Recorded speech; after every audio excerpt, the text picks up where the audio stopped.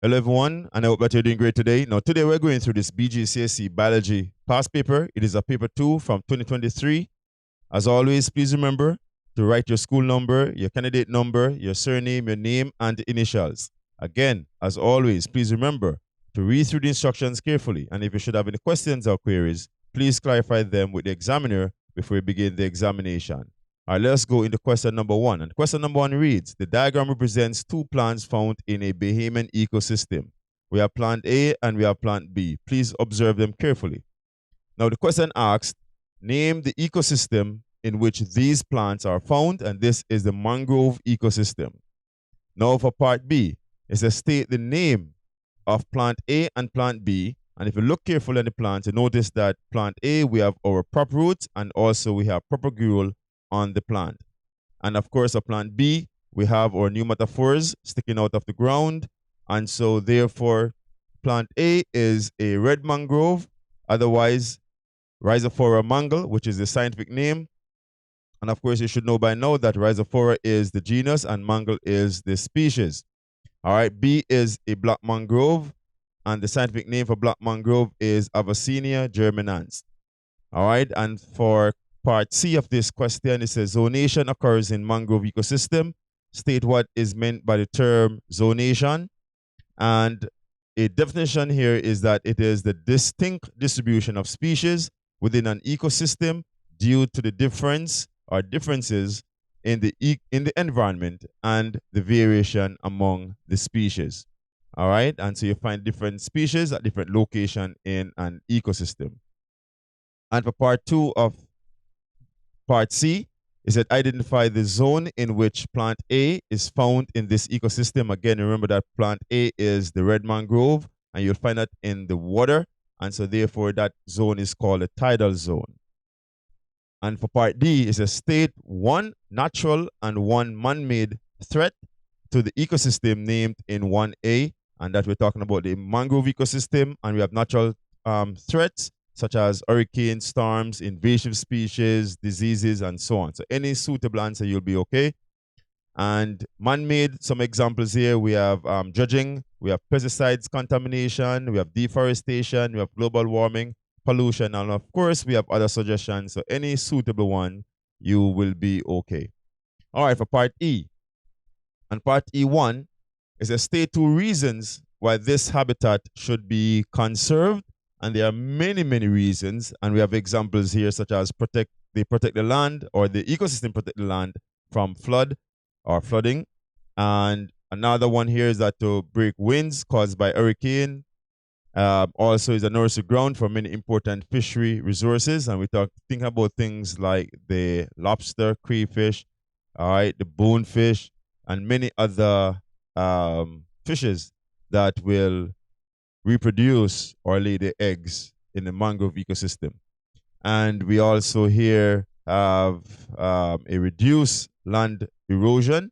So it reduces land erosion as well. Also, it filters water coming from land to the ocean. So it helps to capture debris and so on. And for part 2, it says suggest one method that can be used to conserve this ecosystem. And again, there are many. And we have example here. Let me just remove this a little bit. All right. All right. So some examples here that we have we should have protective laws governing its use and misuse. All right. Also, we should have proper management and restoration programs. And so such as planting and all of that thing could take place, replanting and all of that. All right. And so once we have those programs or effort, then that's a good way to conserve the ecosystem. Also, very important is education about its importance and conservation, because sometimes persons will abuse an ecosystem because they lack knowledge. All right, let's jump to question number 2. And the question below is about blood. There's a complete table using tick for true and X for false to show if each statement applies to the red blood cell or the white blood cells. All right, so the first statement has been done for you, and so numbers may increase following infection, and so red blood cell will not increase, but white blood cell will increase for infection because they fight microorganisms or pathogens. All right, transport oxygen, yes for red blood cell, no for white blood cell. contains nucleus. No for red blood cell, but white blood cells, they do contain nucleus. And remember that phagocyte and lymphocyte, the nucleus will be different. Phagocyte nucleus is irregular, all right, or lobed. Has a biconcave shape or disc shape. Yes for red blood cell, but no for white blood cell. Engulf bacteria, no for red blood cell, but yes for white blood cell. And a matter of fact, the one that engulf bacteria, it is a phagocyte, just to mention that. All right, for part B, is that people are often asked to donate blood during blood drive in the community. It said, where is this blood donated? Where is this donated blood stored? And that is a blood bank. All right, that's the area, that's the place we call it, the blood bank. All right, for part 2, it said, why is it important to have stored blood? And one good reason here is to make it available in case of emergency or life-threatening circumstances. All right, because if you need it immediately, then to get it is a problem, because sometimes you get blood from persons, it's kind of difficult. All right, so there are more than one answers for this, but this is one answer. So again, you could include things like to get blood is not necessarily easy, and also people may have different blood type and specific blood types. So it's best to have different forms of blood so you can actually match the blood that is needed at that time. So there are more than one reasons. All right. So part C is a state which blood group is known as a universal donor, and give a reason for your choice, and that is the blood group O. And the reason for that, because O is recessive to blood type A and B, and so therefore receiving O will not actively affect or change the recipient's blood. All right, but if and again, remember that AB is a universal recipient, just to mention that. All right, and for part D, it's a Julie is in need of a blood transfusion. She has blood group B. Describe the possible effects of giving Julie a transfusion with blood group A. So she's B. If she get A, which is different, then the blood may coagulate, which becomes sticky, all right, or clot. And then what may happen here, the immune system attacking the new blood, that may happen as well. And she may end up with fever or organ failure and other symptoms that are associated with infections. All right, and of course, another one here that she may undergo shock as well. All right, and please not put on any exam that the effect will be death. Thinking about the things that will lead up to death, because of course these things can kill you, but that's not the answer directly. So because there are a number of things happen before death, so please do not write death as your answer. All right, but the things that lead up to death, yes. All right, because the person may not necessarily die. All right, number 3. It said the graph shows the mass of 3 different air pollutants released in the atmosphere each year from 1990 to 2020 to 2010. All right. And so on the y-axis, we have mass release each year in tons, and then we have a key here in terms of the different gases. We have our carbon monoxide, we have our sulfur dioxide, and we have our nitrogen oxide.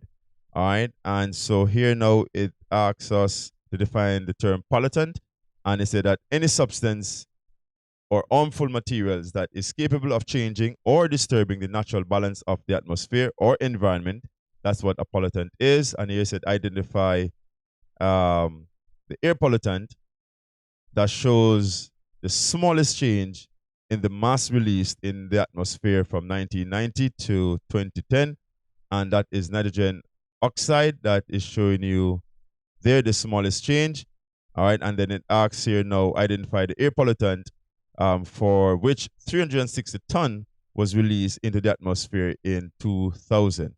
And so if you match up 2000 here, you realize that it is carbon monoxide. I think I have carbon dioxide right here. All right, let me see if I could change that to carbon monoxide. All right, just a minute. Let's change that real quick. So this one is carbon monoxide, not carbon dioxide. All right, so let's put that real quick there. I'm not going to change the original one that is there, because I know what's going to happen is really going to delete everything. So this is carbon monoxide. All right, not carbon dioxide. All right, cool. So that is our correct answer. Let's put that in red. All right. So that is the correct answer here. That one is causing 360 tons of that gas was released in 2000. And for the next question here, now it said calculate the change in the mass of sulfur dioxide released in the atmosphere from 1990 to 2010. And it says show your working, and of course the initial mass is 280. If you go back to the graph, and the final mass here will be 140 tons, and so the difference will be 280 minus 140. All right, and again, so you should get 140 tons. And again, if you go back to the graph for sulfur dioxide, you realize the difference with the masses. All right, so observe the graph carefully. You see your figures there. All right, and that will be the difference between the masses. So 1990 to 2010. All right, for part two, it's a list two reasons for the change in the mass of sulfur dioxide released into the atmosphere from 1990 to 2010. And of course, it is a decreasing. So once it's decreasing, we can have less use of fossil fuels, could be the reason for that. We could have increased use of renewable energy, and also we could have less industrial emissions. All right, so those are some of the reasons. Again, we can have more reasons, all right? And so any other suitable suggestions will be okay. All right, so part D is another common air pollutant produced from man's activity is carbon dioxide. It said name the key environmental problem caused by this pollutant, and the major one there is global warming.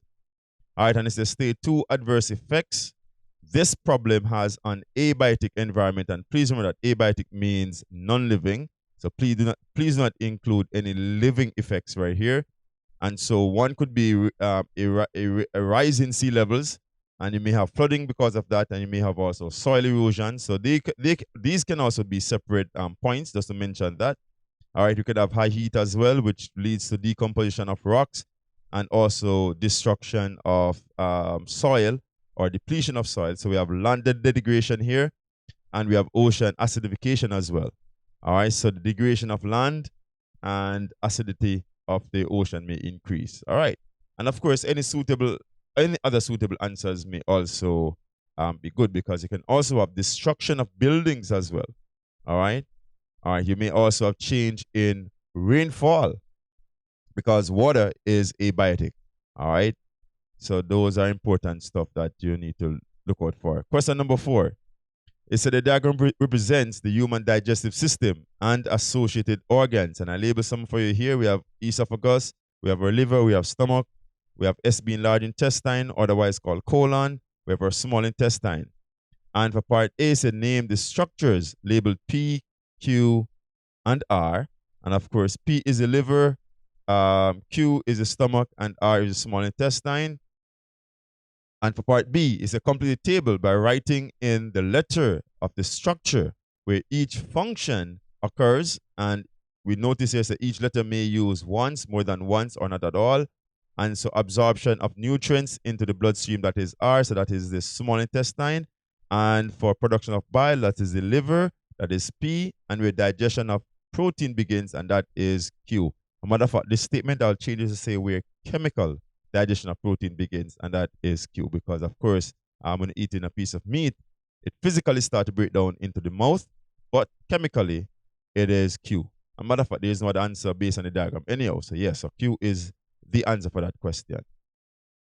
For part C, it said the pancreas is a part of the digestive system. It's a name an enzyme produced by the pancreas, the food nutrient it acts on, and the product of this action. And so there are 3 enzymes produced by the pancreas, and so I put all 3. We have amylase is one, a motherfucker is called pancreatic amylase. So you want to separate that from amylase that is in the mouth, which is salivary amylase. And amylase breaks down starch into maltose. All right, so the food it acts upon is starch. You get there, the product of that will be maltose. We also have lipase, and lipase acts upon fatty droplets or fat molecules, and it breaks fatty droplets into fatty acids and glycerol. We have trypsin, and trypsin will act on peptide and polypeptides, and what you'll get there is amino acids. All right. For part D, and a matter of fact, for trypsin, you can actually say protein, all right? But protein start digesting in the stomach already into peptide and polypeptide. So therefore, what is trypsin is really acting upon is really peptide and polypeptides. But if you put protein, more likely you get that answer. All right. For part D, it's a state the roles of the pancreas and liver in reducing blood sugar levels. And the pancreas, it produces the hormone insulin, all right, that converts glucose into glycogen. And the liver now will store the glycogen that was formed from the glucose, all right? So both of them work together to reduce the glucose in the blood. One by breaking it down, that's the pancreas job to produce insulin to do that, and the liver will store the product called glycogen. All right. Question number 5. It said microbes are used in the production of many different food items. As the table below shows information on the production of 2 food items. It's a complete the table by filling in the missing information. And so we have the food item, we have the microbe here, the name of the microbe, we have the group of microbe, the group the microbe belongs to, and then we have a chemical product or products. And so for bread, yeast is used, and yeast is the fungi, and what you get as a product, you get ethanol and carbon dioxide. Of course, ethanol will be evaporated, so that's why bread do not taste with alcohol. All right, so the carbon dioxide is used to raise the bread. All right, we have milk, will be a food group right here, and we have lactobacillus. And once you see the word lacto, you know it's coming from milk, coming from lactose, which is milk sugar. And so the lactobacillus is a bacteria, all right, and what you get as a result there is lactic acid.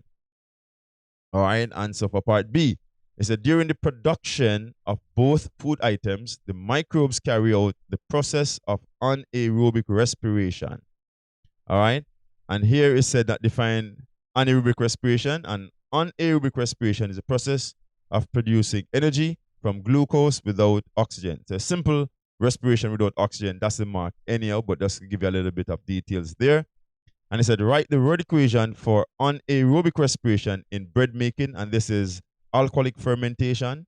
So remember, you have 2 different types of anaerobic respiration. You have the lactic acid production or fermentation, and you have the alcoholic fermentation. So the one in bread is alcoholic fermentation.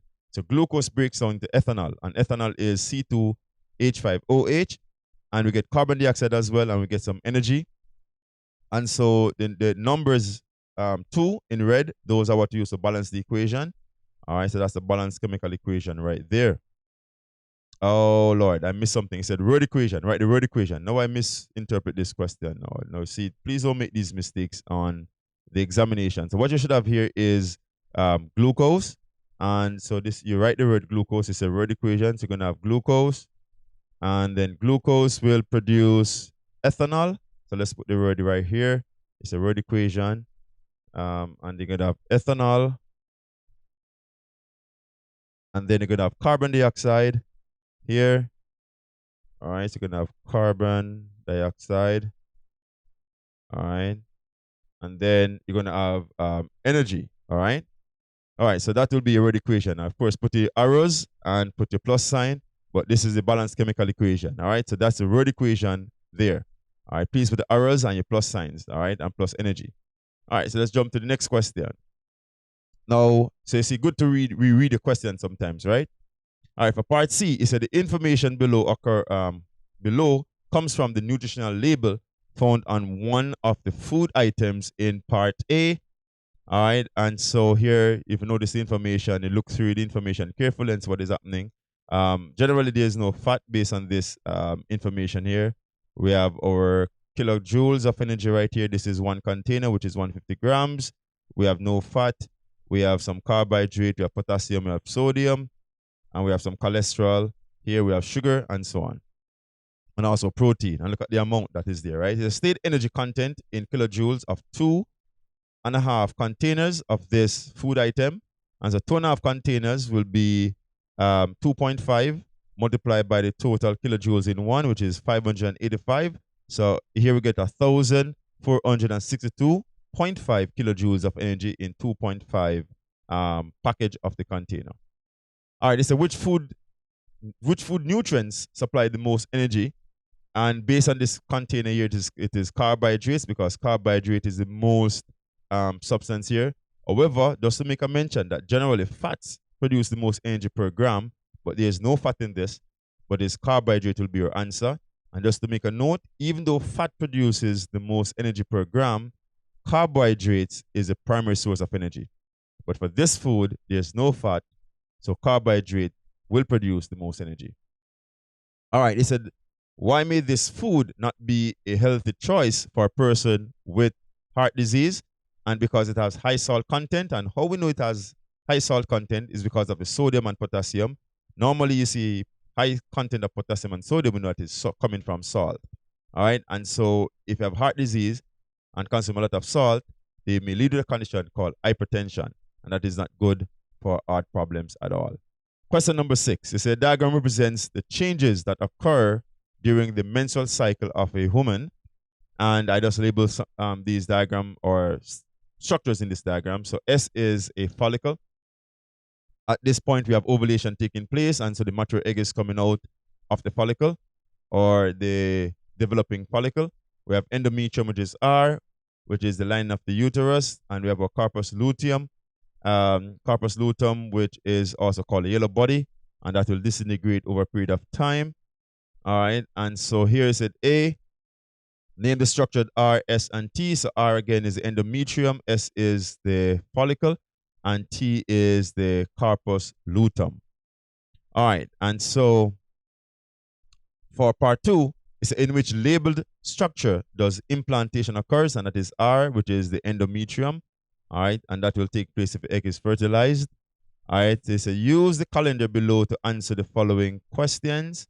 All right, and I'm going to show you why these markings are there. Let me just go to the question itself. It said the woman's menstrual cycle begins on Tuesday, the 1st of November. Place the X on the calendar on each of the 5 days that menstruation is typically expected to occur. This is one mark to write 5 X's, and because it's pretty much straightforward, the first 5 days, Tuesday to Saturday, those are the first 5 days, as they mentioned here, they start on Tuesday. There's a place Y on the calendar on the day that ovulation is most likely to occur, and that is halfway through the cycle. And so if it starts here, then day 14 will be a typical day for ovulation. All right. So halfway in that cycle. And he said, how many days on average does a menstrual cycle last? And it is 20 days average. All right. And notice that menstrual cycle is different from menstruation. So menstruation is also called period. All right. So menstrual cycle is the entire cyclical stage, the hormonal cycle. All right. So D, it said a number of hormones are involved in menstrual cycle. In the menstrual cycle, it said the concentration of one of the hormones in the blood drops dramatically. All right. It says several days after ovulation, if fertilization has not occurred, and it says state the name of this hormone, and that is progesterone, because if fertilization occurs, then you have an increase in progesterone, which will maintain the thickness of the endometrium. All right. But since there is no fertilization, the endometrium do not need to be thick, and so therefore progesterone level will drop. All right, for part E, is to explain how knowledge of changes during the menstrual cycle can be used to prevent pregnancy. And so I'll just give you 2 points here to discuss. And so points to discuss for safe and unprotected sexual intercourse. This is not guaranteed that you won't get pregnant, but understanding that there are safe days after menstrual cycle, after menstruation that is, and also just before ovulation. So not the day before ovulation, but there are a few days before ovulation that is safe to have unprotected sex without becoming pregnant. We call those days the safe days. All right. For 2, it said low levels of progesterone close to the end of the cycle. So you also need to know when their progesterone level is very low, coming to the end of a cycle. That's also safe to have unprotected sex without getting pregnant. And please, these are things to practice. As a matter of fact, none of you should be even considered having sexual intercourse at this time unless you're married, of course. All right. So, but these are things that persons who are married and want not to become pregnant could practice these things. All right. And this is called the rhythm method, of course. All right. But it's not totally 100% guaranteed. All right. Because you can have change in hormones and change in the female's body as well. That may lead to pregnancy. Number 7. It's a diagram shows a section of human skin. We have Q, which is the epidermis. We have P, which is the erector pili muscle, also called the erector muscle of the skin as well. We have the hair here for R, and we have blood capillary for S. As a name the structure labeled P and R, and P is the erector pili muscle, otherwise called erector muscle, and R is the hair, or you may say hair follicle. All right. And 2 is a state the effect of cold temperature on P and also on R. So the erector muscle will contract, all right, and structure R will stand up straight, all right. And part 3, it said which term is used to describe what happens to the structure S at cold temperature, and S is the capillary, and so what will happen here is that it will constrict, and the term for that is vasoconstriction. All right. Part B is a given name of the layer Q and state 2 function of this layer, and Q again is the epidermis, and the epidermis serve functions such as protection from physical injuries and also UV light. It prevents entry of microbes as well. It also helps with water retention, all right, and also prevent water from going in as well, and also production of vitamin D because of the melanin in the part of the skin. However, part C is that mammals are described as endotherms and reptiles are described as ectotherms.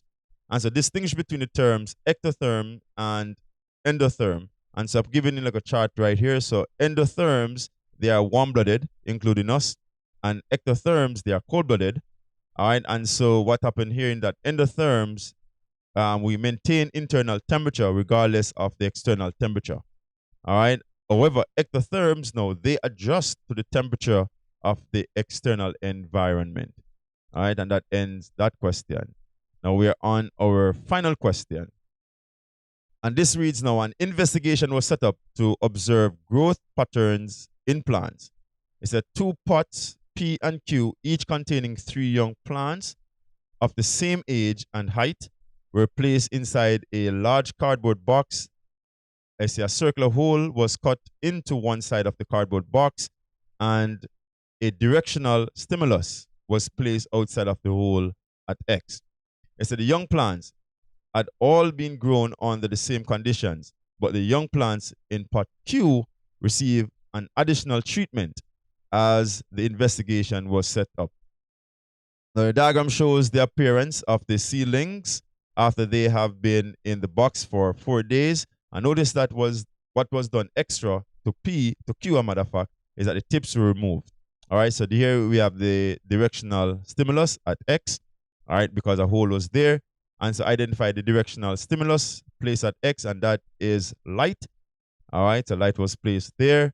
And notice here is the stated term used to give the growth response in the plants in pot Q. They had Q, but I know that's a typo based on the nature of the question. And when I read through it, I realized that P is what they're referring to. So Q is not what they're referring to. I'm going to show you why. There's a next question asks about Q down the bottom. All right, and so here is a tropic response. So this growth response is called tropic response. To be specific, is a phototropic response, okay? And it said name the plant hormone responsible for this growth response, and it is auxin. Auxin is the growth hormone.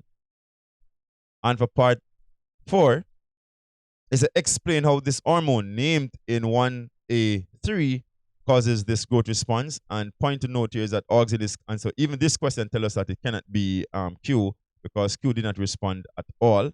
Notice it's still straight. So auxin is concentrated on the opposite side of the light, which is the dark side, and so more growth takes place on the darker side of the seedling. As a result, the plant bends towards the light. All right, because you have less growth on the side that you have the light, and you have more growth on the darker side. And so since you have differential growth in the front and the back, then therefore bending will take place. However, part B is that from your observation, the diagram suggests. Sorry, let me read this again. Is that from the observations of the diagram, suggest and explain why the plants in pot Q do not show the same response as plants in pot P. So even this tells us that they're referring to P and not Q. Okay? And so the point here is that the tips of the plants in Q were I include something that I should include here. I'm trying to explain the Q right here. All right, so this is referring to Q, right? So the plants in Q, the tips were removed, all right, and where auxins are produced in the tips, and if the tips are removed, then as a result, there'll be no production of auxin, and so there'll be no growth response as well. All right. I don't know what this mangrove thing is doing here, but anyway, ignore that. I might just delete it anyway. All right, cool. All right, for C, it said in modern agriculture, farmers tend to use synthetic plant hormones for herbicides. It said, what are herbicides and what are they used for?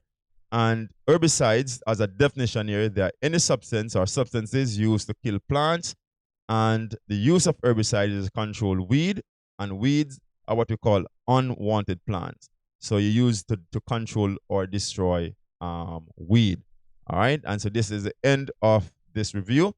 Thank you for watching and thank you for being here. And I will see you soon. Take care and good luck on your examination.